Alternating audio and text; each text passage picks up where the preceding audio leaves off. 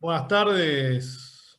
Damos este inicio formal a este Goy Friendly urgente, otra vez un Goy Friendly urgente, con crossover, con Farbe, con la invitación especial de Alejo Yapire, porque de lo que queríamos hablar de forma urgente.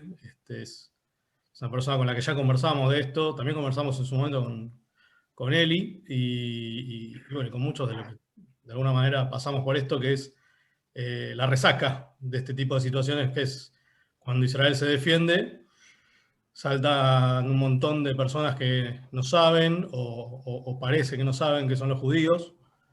Hay unos que no saben genuinamente qué son, y bueno, está bárbaro, entonces preguntan. No saben cuál es exactamente el vínculo entre los judíos y la tierra de Israel, o lo saben y se hacen los distraídos, lo cual quizás no esté del todo bien. eh, no saben o niegan la relación entre antisemitismo y sionismo y antisionismo. Y bueno, y después está esto que yo decidí llamar palestinofilia, que es este amor repentino, sí, sin demasiado equilibrio entre otras causas, quizás, que, bueno, que es como la preocupación desesperada por lo que está pasando en Palestina en relación a cualquier otra cosa que pueda pasar con otro pueblo en otra parte del mundo, y tratar de entender, bueno, cómo se conectan estas tres cosas, ¿sí? Eh, ¿Qué es ser judío, Apu? Vos que sabés todo. Hola, buenos días, buenas tardes, buenas noches a todos. Me voy a repetir un poquitito para los que escucharon Goy Friendly, pero dado que hay tanta gente, ya sea judía o no judía, que está participando, que va a escuchar esto, quiero tirar algunas definiciones básicas, no para cerrar el juego, sino para ir abriéndolo. Primero, en mi opinión, y esto es importante porque dos judíos, tres opiniones, el judaísmo es el Somos componente. cuatro judíos porque vamos a Somos hablar. cuatro judíos. Eh, Sí, el chiste de la isla desierta, donde el judío vive en la isla desierta y construye dos sinagogas, una para ir y otra para decir a eso ni loco voy. Entonces, el judaísmo es el componente religioso del pueblo judío, pero hay más que eso. No es solamente la fe, que uno puede tener fe y está perfecto, ni la creencia en Dios, ¿sí? Sino que el judaísmo es bastante más que solamente eso. Es una civilización, en las palabras de Kaplan, y esto está ilustrado en la idea de que para ser cristiano uno tiene que decir, creo en Jesús mi Salvador, y básicamente a partir de eso uno tiene fe y uno es cristiano. Para ser musulmán hay unas frases en árabe que uno tiene que repetir, que básicamente es lo mismo, creo en Alá y en Mahoma su profeta, pero para ser judío, durante la conversión, que es todo un proceso, uno tiene que decir las palabras que Ruth le dijo a Naomi, que son, tu pueblo será tu pueblo y tu Dios será mi Dios. Primero el pueblo y después el Dios. Entonces, uno se suma a una comunidad, ¿sí? Nosotros somos una comunidad que la vive de manera distinta. Hay gente a la que siente que su judaísmo es Woody Allen, o los knishes, la comida que le hace la madre, otros que sienten una conexión especial con Israel, otros que se sienten judíos solamente en presencia de antisemitas, lo cual es perfectamente válido porque nadie tiene la obligación de sentir las cosas de una determinada manera, y hay gente que en ese momento le recuerda el mundo constantemente, y nos lo recuerda constantemente, que más allá de todos los esfuerzos sigue habiendo odio y sigue habiendo antisemitismo. No voy a extenderme mucho más. aprovecho ese redondeo. Tenemos a Waldo Wolf, que está hablando de bancarse antisemitismo. Anda, anda al trote, Waldo. Pasaste a saludar. No sé si querés abrir ahí, extender un saludo al público. Gracias, obviamente. Gracias a todos de entrada. Y gracias, Waldo, por pasar a darte una vueltita. Está manejando. No, Hola, hola a todos. Quería solamente saludar y valorar mucho esto que organiza Ezequiel, que nos hemos conocido hace poco y con poco contacto de mi parte, por lo menos siento que hemos hecho una relación muy intensa porque entiendo que compartimos valores y valoro mucho el compromiso tuyo, Ezequiel, y haber hecho esta reunión. Así que, nada, saludarlo. Yo soy uno de tantos, me toca poner el cuerpo en la fila más mediática, pero yo creo que es al revés. Yo tengo más cobijo que cualquier judío que tiene que mandar a sus hijos a un lugar donde hay antisemitismo y no tiene por ahí o las herramientas o la preparación o la exposición que tengo yo. Así que yo cada vez que peleo trato de pelear justamente por ellos. Yo te diría que no, tal vez en lo personal sea el que menos lo necesite. Así que cuenten conmigo. Escuchaba a quien me precedió, no sé cómo es tu nombre, quien hablaba. Era Bueno, ¿cómo estás? apunte desde Canadá. Hola, Apu, lindo. Estás en Canadá, qué lindo. Bueno, ya te voy a escribir Abrazo. ahí también porque conozco bien Vancouver. Estuve 3 veces y tengo un amigo ahí, así que después te voy a escribir. Dale. Cuando dice Do- amigos, do- dice do- agente, les aviso por las dudas. Entonces... Dos definiciones de judaísmo y me voy porque entro a una reunión en 10 minutos. Que a mí me gustan y se las dejo. Una es una definición de Birmacher, de Marcelo Birmacher, que no sé si es de él, pero se la he escuchado a él. Y me parece sensacional. Dice que hay muchas formas de ser judío, pero ninguna de dejar de serlo. Y en mis 52 años, sé que parezco menos, me pueden decir, y después de haber leído mucho, para los que no saben mi historia, mi papá fue sobreviviente y lo vivo con mucha enjundia. Yo cuando me escuchan pelear contra el fascismo es porque me crié como tantos otros en primera persona escuchando lo que el fascismo hace, y, generalmente a las minorías para empezar, ¿no?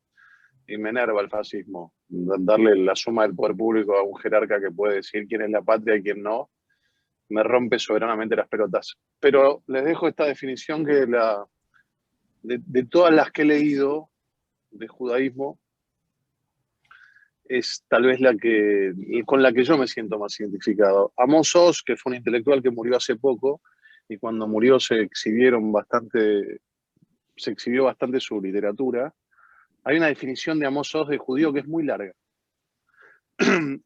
pero tiene un resumen final que para mí es fantástico, que dice que así donde se persiga un judío por su condición de tal, yo me doy por perseguido.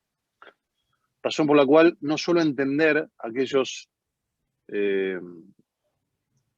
judíos que anteponen su ideología a la persecución de un judío. Yo no soy quien para decir quién es judío y quién no es judío, pero sí he visto muchos judíos que promueven y fomentan, por acción, por omisión o por silencio, el antisemitismo. Y eso es algo que yo no estoy dispuesto a consentir, por eso generalmente vivo denunciando estas organizaciones, ¿no? Hoy estar del lado de Hamás es un oxímoron. Uno puede cuestionar la política israelí si le parece, porque puede cuestionar cualquier política, pero me habrán visto, lo he posteado. El artículo 7 de Hamás corre cualquier tipo de discusión de lo racional porque establece la destrucción de los judíos de la faz de la tierra. Ya ni siquiera habla de Israel. Razón por la cual si hay un judío que no condena jamás, aunque no le guste, la política de Israel casi que se está autocondenando, porque las bombas nos las han puesto a cada uno de nosotros en todas partes del mundo. Así que bueno, nada, no lo quiero aburrir y tampoco hacer uso de la palabra, solamente pasé a saludar, agradecerte a vos, Ezequiel, un saludo a Apu, a los que no conozco, decirles lo que digo siempre, espalda con espalda, y cuenten conmigo para esta pelea que además tengo buenas noticias. Lleva 5.781 años y la vamos a seguir ganando. Así que adelante. Les mando un abrazo a todos y gracias por la invitación. Gracias, Waldo. Esto que decís me da pie a lo que charlamos cuando vino Alejo a Goy Friendly, que es la definición de judío a partir de un otro que te quiere perseguir, que quizás es la menos feliz porque no la disfrutas tanto. Yo creo que, bueno, después cuando le dé el pie a Alejo y defina qué es para el judío, si va a ir por ahí o no, la de él iba a ir por otro lado, más espiritual, y creo que también lo que me interesa es que, si bien en Twitter nos ven revolearnos definiciones o ven que cada uno vive su judaísmo de distintas maneras, que quiero empezar con esa, que a propósito de lo que dijo Waldo. Alejo, ¿vos lo vivís así? O sea, ¿tu judaísmo va por ahí? ¿O disfrutás ser judío? Mira, vivimos una época que está obsesionada con las identidades. Y los que hoy está todo el tiempo discutiendo la gente con las identity politics y todo eso, es algo que el judío discute desde hace muchísimo tiempo. En Israel mismo la definición de quién es y quién no es materia de discusión. Y hay muchas definiciones.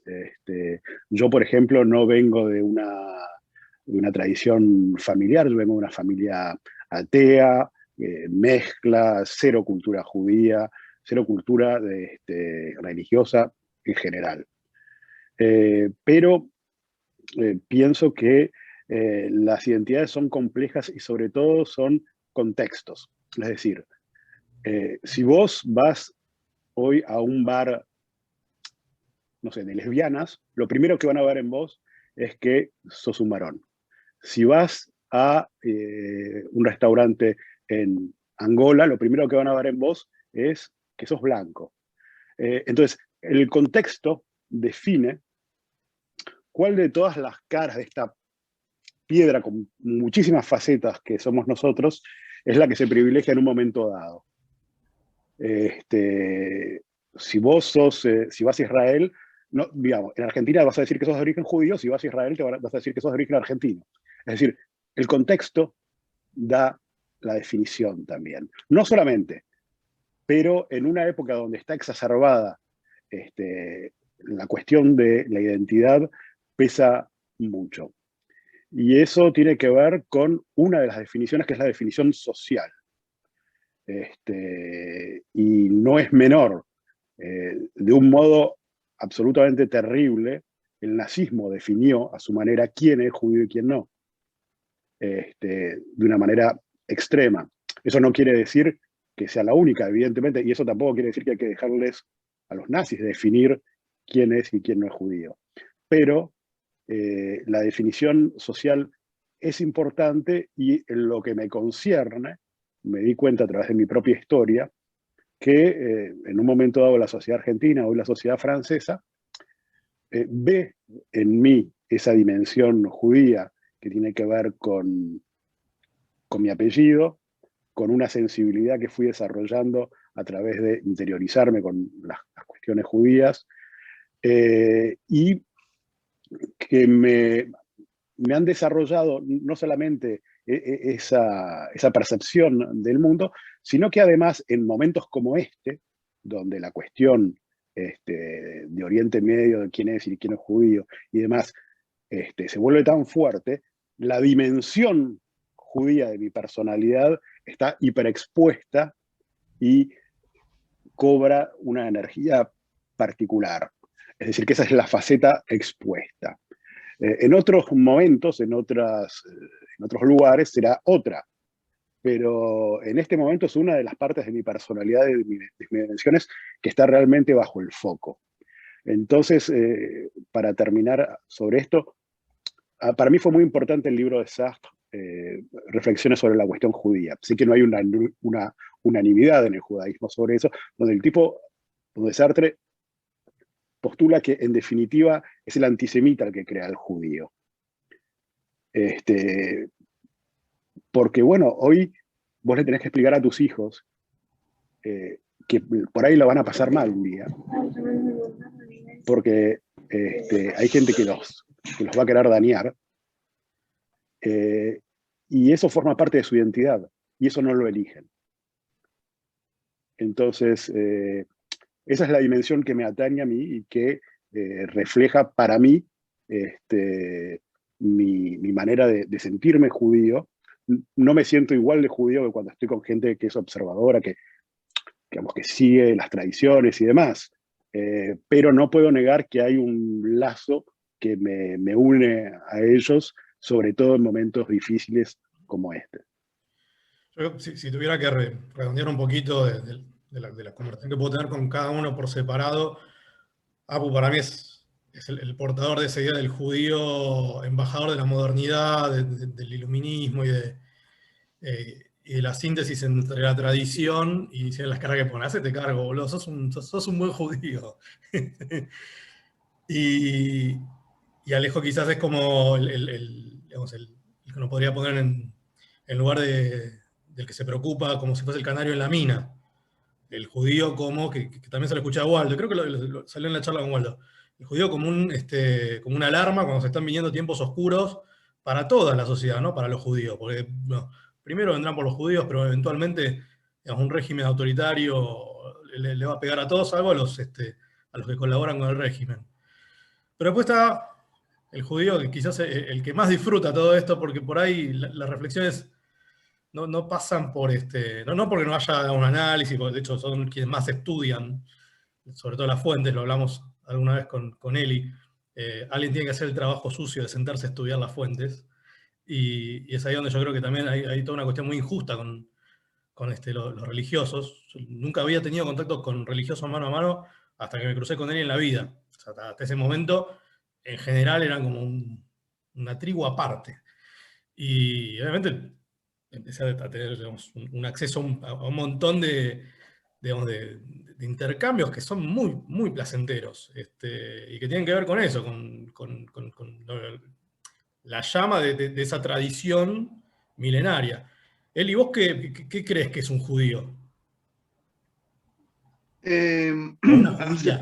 Hace unos días, ¿qué tal? ¿Cómo les va? Primero que me agarran con mate y no con vodka, como es tradicional para mí estos Zoom, en los que puedo aflojar un poco, pero hace poco puse una definición que le escuché a un rabino hace un año, que es la idea de mishpajá, de familia. ¿Y por qué uso esta metáfora de una familia extendida? Porque en una familia uno tenés elementos con los que vos podés discutir, como la clásica familia que te vas a sentar un domingo y te vas a pelear con un tío, con un primo, con un hermano, y discutir y pensar muy distinto, pero en el fondo si tocan a uno, tocan a todos. Entonces, esa definición de una gran familia extendida es la que a mí más me satisface, porque, bueno, después ahí están las definiciones, múltiples definiciones que tiene cada uno, la religiosa, una definición, como dijo Alejo, la que lamentablemente planteó Hitler, que también es válida, que en el sentido de que si tiene una ascendencia, pero bueno, a mí lo que más me convence o más me cierra es pensar que cada judío es como un familiar, como una persona que no importa si lo conozco o no lo conozco, estoy para él, estoy dispuesto a invitarlo a mi casa y dispuesto a compartir con él, y me duele su dolor. Y acá hay algo que a una persona que tiene un sesgo humanista o que tiene un sesgo más va a decir, bueno, pero toda la humanidad. Bueno, uno le duele el dolor de cualquier ser humano, eso está clarísimo, pero si vos tenés un familiar, y por eso el ejemplo del familiar para mí es, lo sentís más cercano. A mí me pasa esto cuando siento el dolor de cualquier judío en donde sea que esté. Esa para mí es la definición más completa. Después, bueno, cada uno tiene su acercamiento al judaísmo, como dijo, tal que se acerca por estudiar Torah, y tal que se acerca con Woody Allen, y está el que solamente se acerca cuando lo persiguen o cuando se lo marca alguien de afuera. Me acuerdo hace muchos años escuché una entrevista en la radio de una persona que estaba siendo torturado en la época de los militares, y el torturador le dice, a vos te la voy a dar doble por judío. Y el tipo nunca en su vida había casi reflexionado en su identidad judía, y le tocó como reflexionarla en ese momento, y él lo contaba en la entrevista. y es casi muy cruda la imagen, ¿no? Pero a veces nos pasa que el que te lo marca es el que te está, el de afuera. Mi rol de repente, o mi búsqueda siempre es tratar de que encontremos identidad, y como estamos charlando con Pasante, más allá de lo externo. Pero lamentablemente a veces queda esto, y en momentos como este yo veo, percibo, siento, de que sí, que nos unimos y no hay diferencia de dónde viene, de cómo se siente uno, cómo vive su judaísmo, sino ahí uno ve que cuando caen las bombas todos somos y estamos en el mismo encuadre. Y algo que decía hace un ratito Waldo Wolf, bueno, son 5.000 y pico de años que estamos sobreviviendo casi en forma milagrosa, y para mí esta reunión, que hay distinta gente, distinto lugar, pero que se identifica como judío y que quiere hablar lo judío y que está, es un milagro que no tiene mucha, si te pones a pensar, no tiene mucha explicación, no tiene mucha lógica que 2.000 años de vivir fuera de tu tierra, etcétera, siga existiendo gente que, y al margen de lo religioso, al margen de su identidad religiosa, nos sentemos a hablar de qué es judío. Estas cosas son alucinantes, son desde algún punto casi milagrosas, así que esa es un poco mi forma de definir. Agrego a eso de lo milenario. A veces me pasa, me pasó el año pasado, realmente lo había necesitado mucho y fue uno de los motivos por los que te dije, che, se tiene que poder tocar el shofar, que es como un cuerno que se usa en la fiesta de Año Nuevo para llamar al pueblo. Es una tradición recontra milenaria, porque hoy nadie toca un cuerno para convocar a nadie, pero ese sonido es una animalada, digamos, cuando te llega, lo que te hace vibrar. Y así como eso, bueno, la cadencia del Kadish de duelo, por ejemplo, es un rezo que es muy difícil escucharlo y que no te vibre algo, o quien tuvo la oportunidad de caminar por Jerusalén, lo mismo, hay algo raro que te pasa, que te conecta. Y Eli, yo quiero agarrar esta figura que pusiste, la familia que se pelea, porque me parece que por ahí hay algo de eso. Cuando se muere un familiar arriba de todo, el que tiene la escritura, y empiezan las peleas por el departamento. Vamos a suponer que el departamento es la tierra de Israel.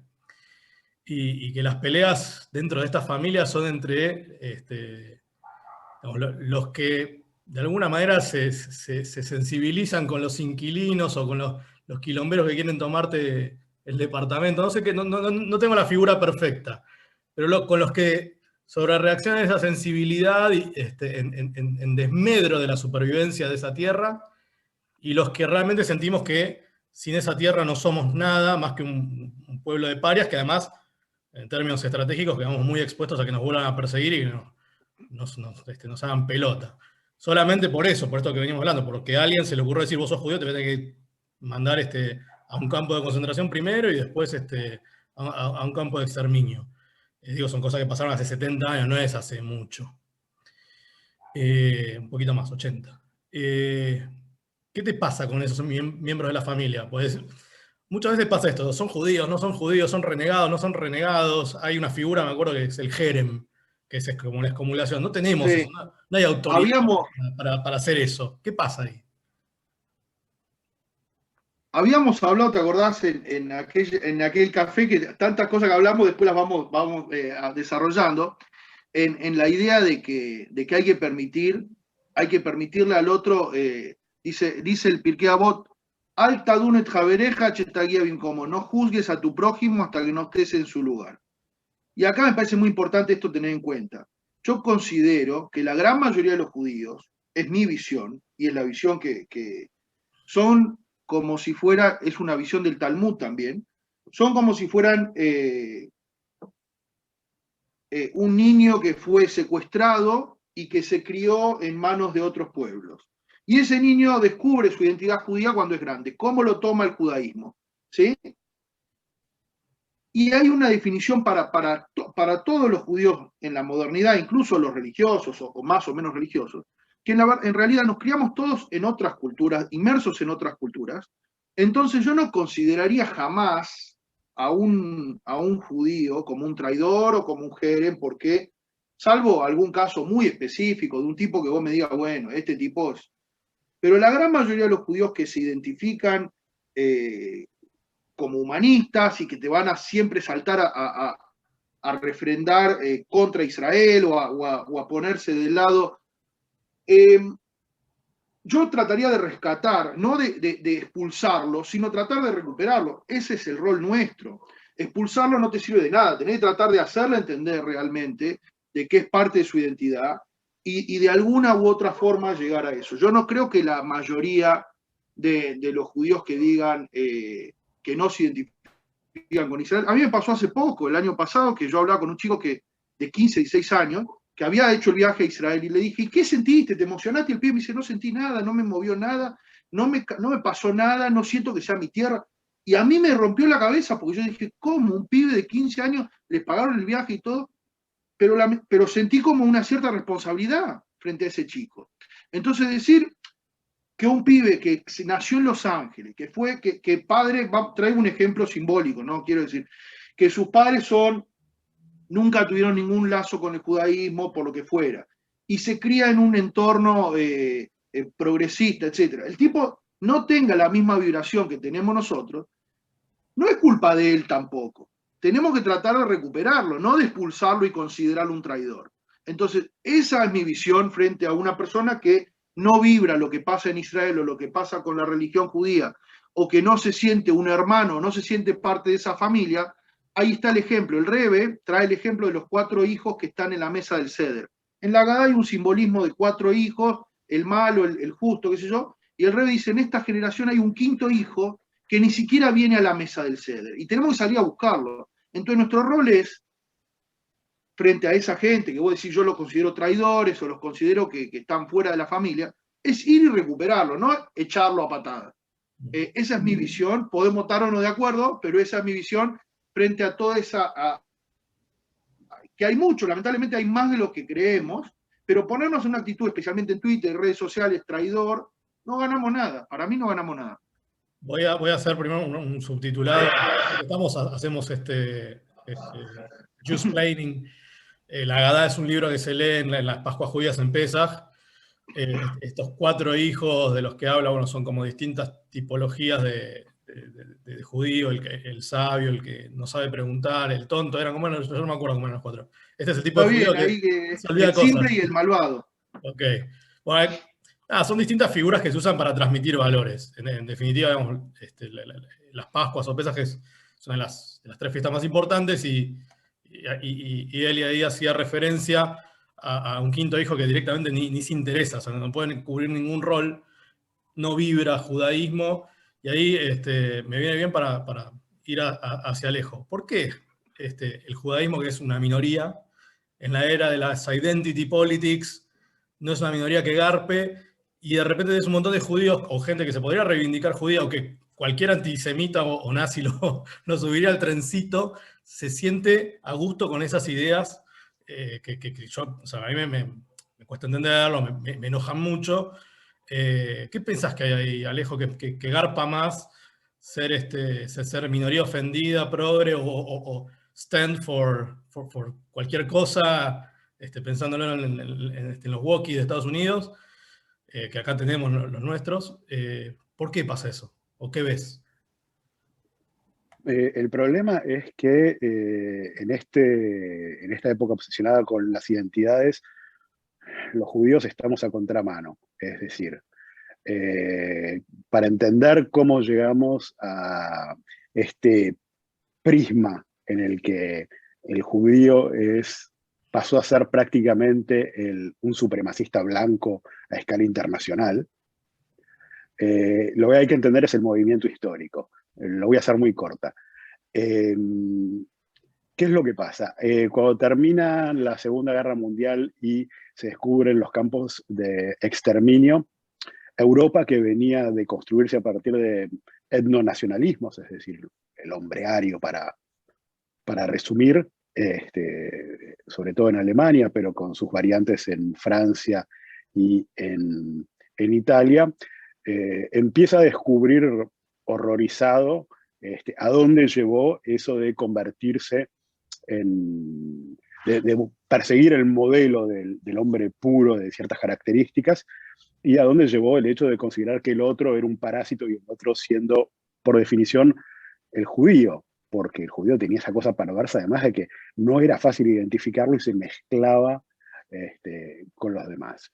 Entonces, al descubrir el horror, que no se descubre inmediatamente, pero un par de décadas más tarde, porque había ciertas dificultades entre los supervivientes para hablarlo, porque había una gran negación, porque la Unión Soviética quería hacer una batalla de la Segunda Guerra, una cuestión patriótica, y el componente de la particularidad del exterminio judío es bastante tardío en esa comprensión. Pero en todo caso, se invierte el paradigma que había funcionado en los años 40, que era que lo mejor era, y que había que preservar, era el hombre blanco europeo, eurocentrista, y lo peor era el parásito de la periferia, y ese paradigma se invierte. Y el otro pasa a ser lo mejor, por eso en nuestra época nos llenamos la boca hablando de el otro, y el viejo centro pasa a ser lo detestable. Y ahí vamos al auto-odio. Además coincide con la descolonización. Es decir, Europa empieza a darse cuenta de que ya no puede aguantar más la cuestión militar para mantener a las colonias dominadas, se debilitó mucho durante la Segunda Guerra Mundial, y empieza un movimiento también de conciencia, sobre todo en Francia, que explica que, bueno, básicamente eso de ir a civilizar al hombre de piel oscura estaba mal. Y entra en crisis ese modelo étnico nacionalista. Justamente en ese momento, a contramano, nace el Estado de Israel. Es decir, en el momento en que todos están sacando de encima la cuestión étnico-nacionalista, hay un Estado que dice, bueno, nosotros vamos a hacer todo lo posible para que Auschwitz no se repita. Y para eso necesitamos un ejército que nos venga a defender, y que necesitamos un espacio donde justamente al que se perseguía hoy se lo proteja. Y vamos a hacer una definición negativa. Ahí donde el nazismo veía algo malo que había que destruir, nosotros vamos a ver algo bueno que hay que proteger.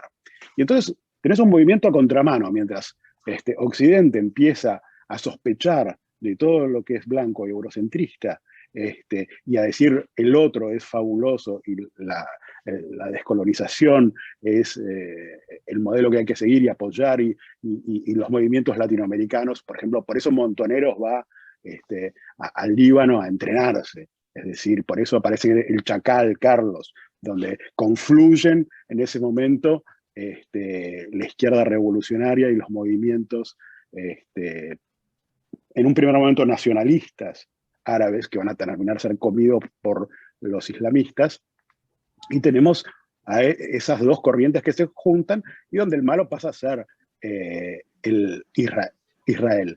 Lo interesante es que Israel es una construcción en su forma contemporánea de izquierda, por gente que viene de la izquierda, y el primer país que reconoce jurídicamente a Israel es la Unión Soviética.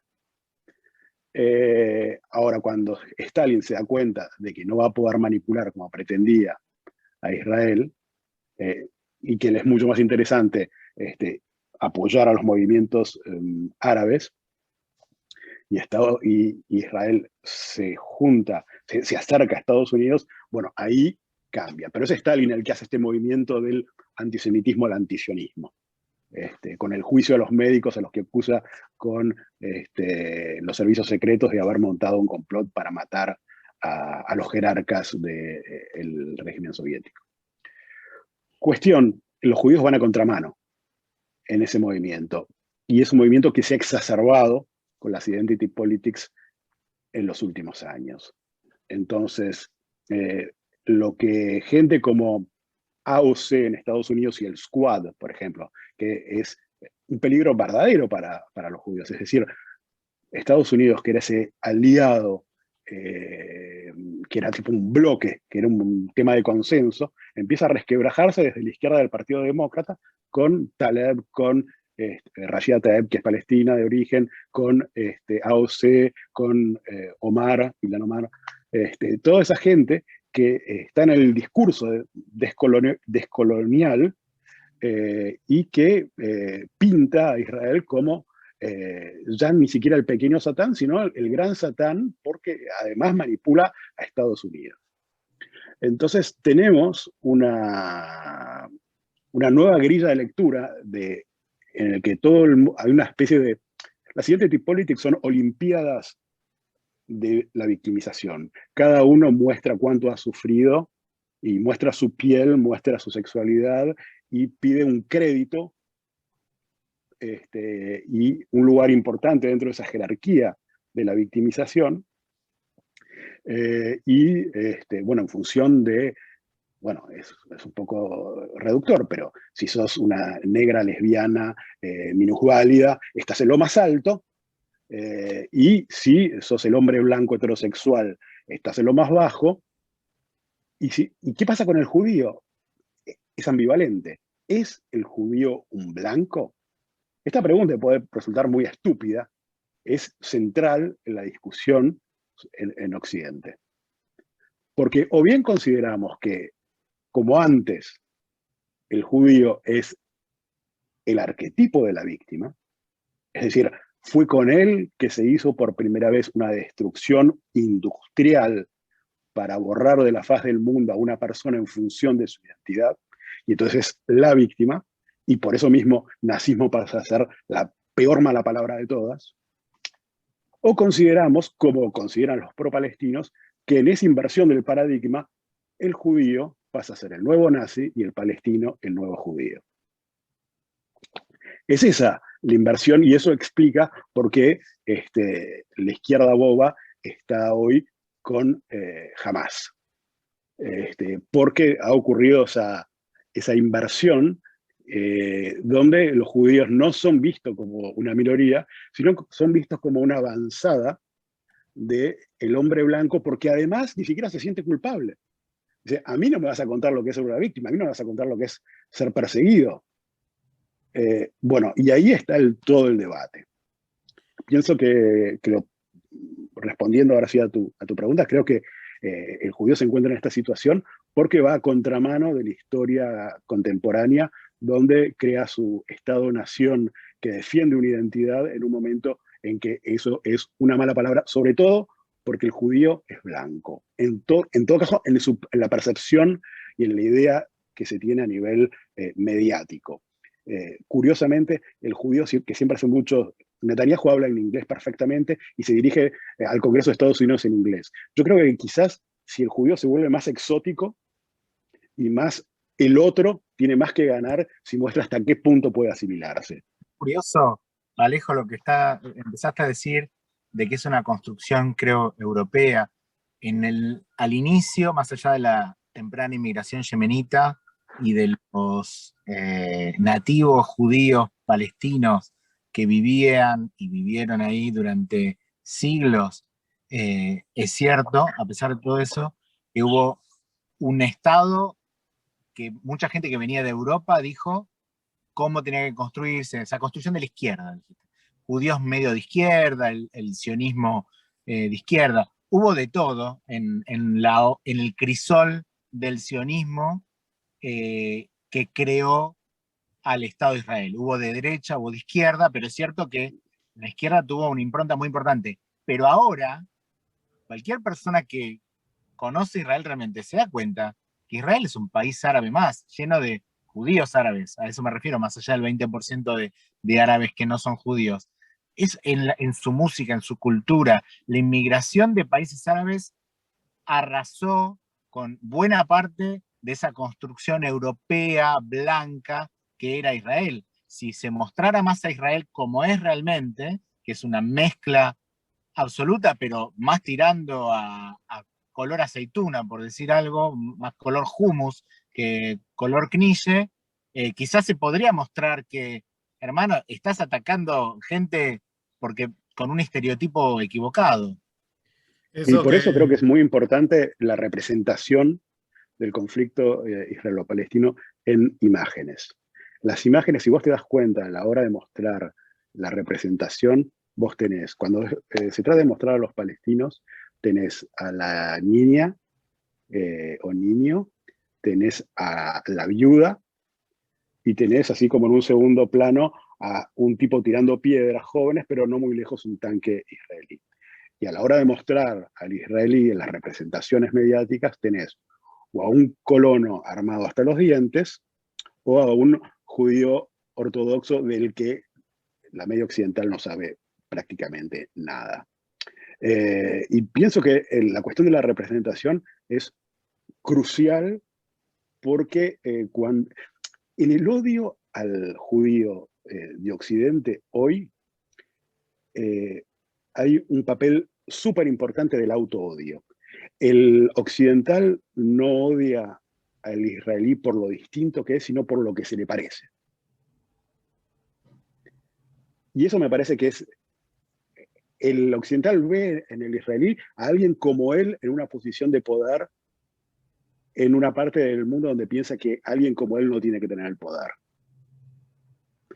Pienso que esa es la clave para entenderlo. Cuanto más exótico y más como la región pueda aparecer como representación del judío, más a salvo está. Cuanto más exótico, mejor. Cuanto más parecido a uno mismo, el judío entra dentro del círculo del auto-odio occidental. Y esos, los que caen realmente ahí, son los judíos antisionistas que piensan que por ser los más fervientes antisionistas les van a perdonar la vida. Ahí, Alejo, me parece que das con un pie central en este ciclo de movimientos que se van cambiando de lugar, que tiene que ver con, bueno, dejar de ser la víctima para decir, bueno, vamos a ser un país moderno, así no tenemos que ser víctimas. Y de repente, en esta era donde está muy bien visto victimizarse por ser minoría, salvo que seas judío, tenés un país que va a hacer, digamos, las cosas más o menos bien que hace cualquier país.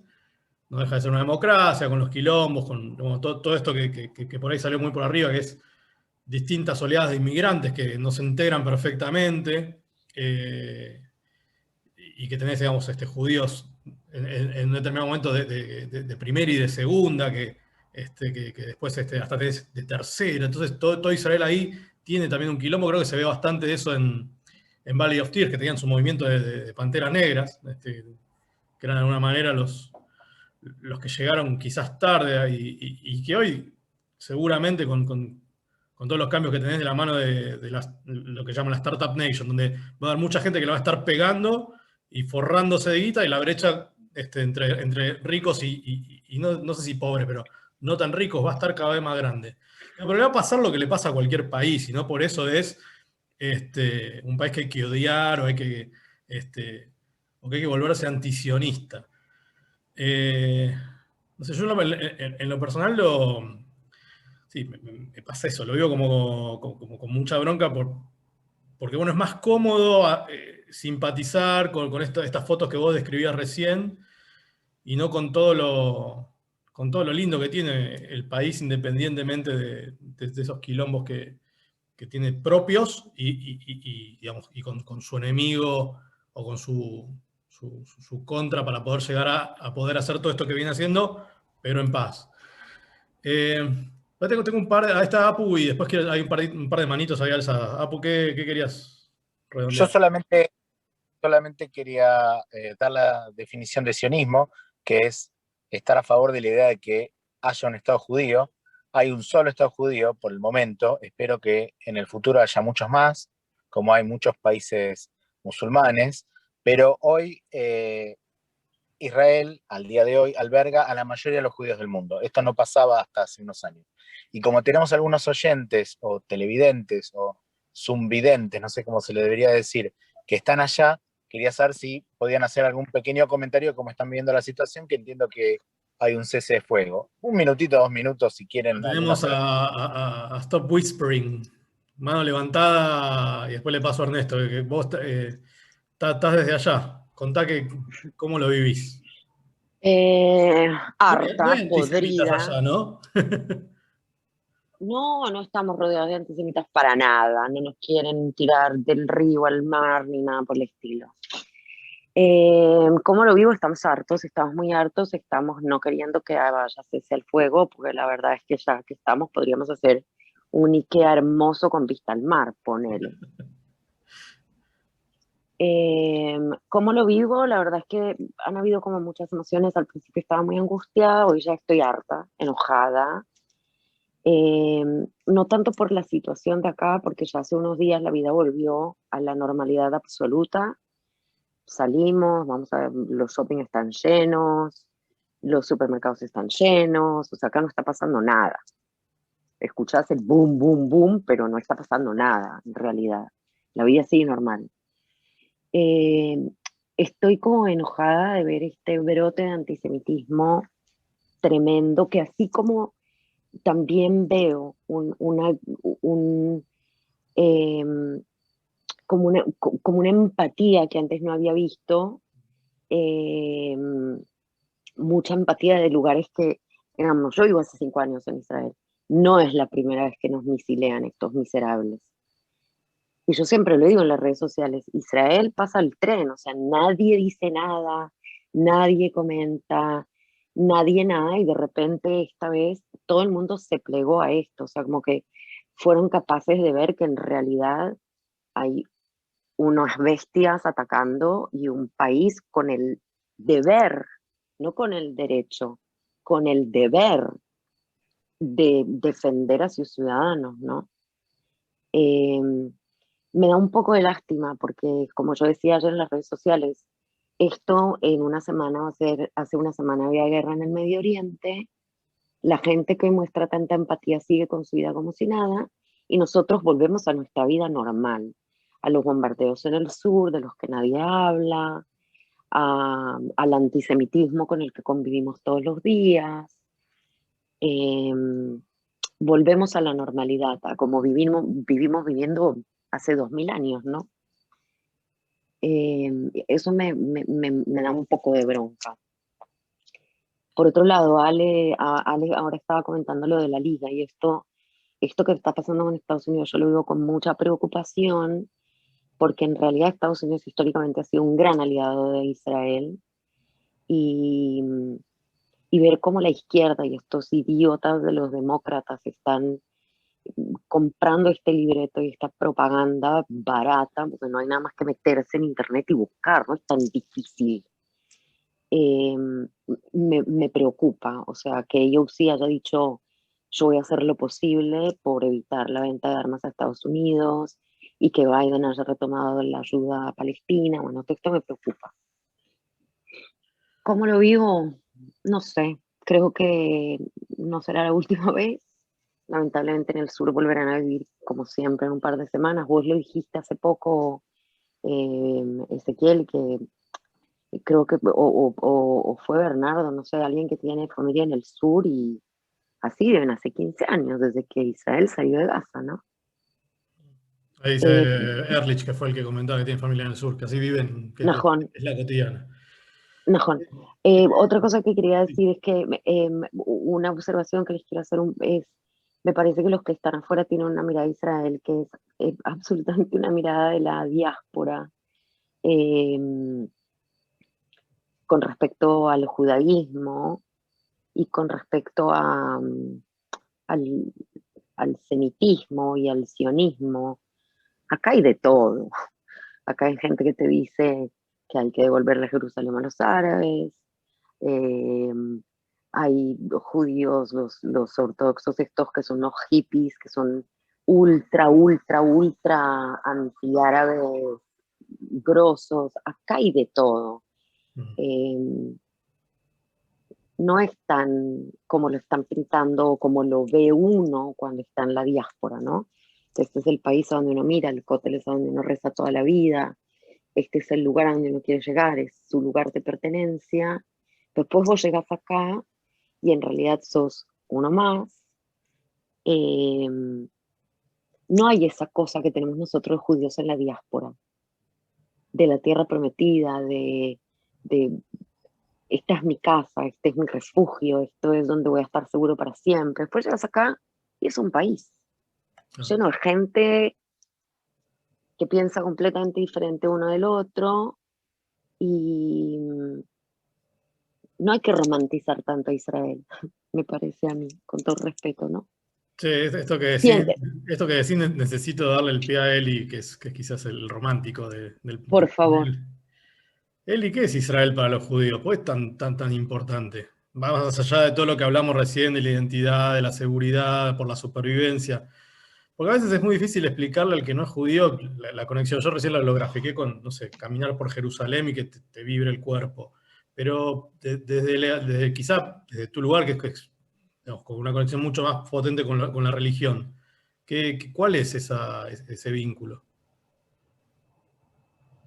¿Tenés ahí, pincha el micro? Ahí está. Hola. El vínculo es un vínculo que nunca se cortó, o sea, no es para ponerse a hacer historia, pero acá hay algo muy interesante que es también el deseo eterno del pueblo judío durante todo el exilio de volver a la tierra de Israel. Acá un poco lo que decía Sandra, que alguna vez también en privado lo charlamos, y es que cada uno tiene su visión de lo que es esa vuelta, de lo que es ese retorno, y por eso que dentro del pueblo judío hay múltiples conflictos que se ven quizá reflejados o ilustrados en cómo se compone la Knesset de repente, pero en esencia hay una búsqueda de volver a Sion, de volver a la Tierra Santa, y está, o sea, un judío ortodoxo, una persona que hace tefilá, que reza a diario, lo repite 3 veces por día, que podamos ver la vuelta a Sion, etc. La discusión va a estar después en el detalle, cómo es esa vuelta, si es más romántica, si es más bélica, si es más, etcétera, si es a través de la llegada de un Mashiach o si es algo que lo tenemos que forjar nosotros mismos. Y para mí que ese es el eje de la cuestión del conflicto que hay entre las distintas visiones, ¿no?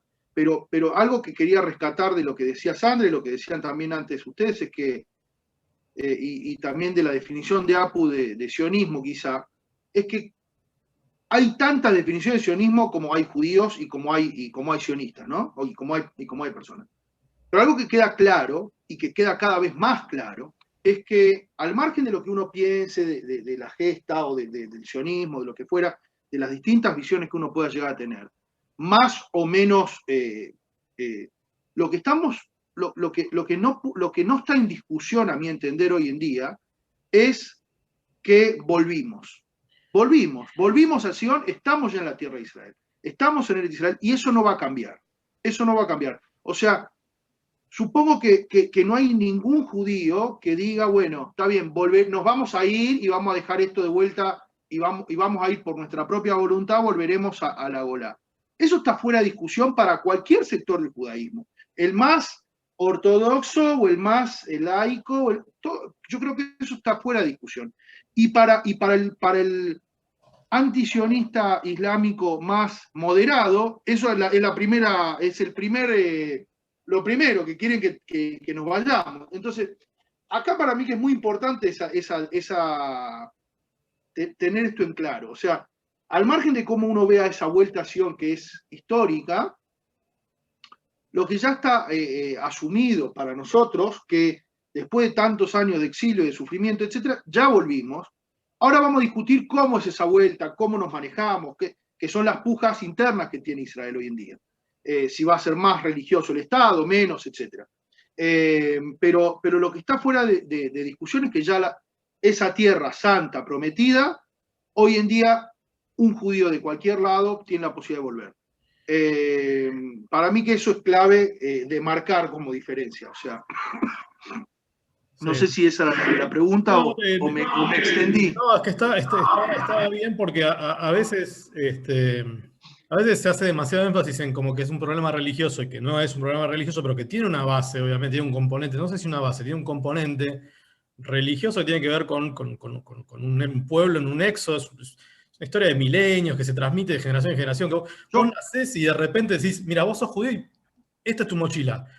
No, hay un tema religioso central, ojo, Yo pienso que hay un tema religioso central que es que tanto para el Islam como para alguna visión del judaísmo tradicional, que por eso yo siempre hablo de Mashiach, que hay que repensar un poco nuestra visión de volver a Sion, ¿no? Pero que es si en esa tierra podés convivir con otro, ¿se entiende? Si vos podés que esa visión histórica o ese sueño sea compartido. Y eso para mí es central en la cuestión, porque justamente la discusión de fondo es, Jerusalén, ¿lo podemos compartir?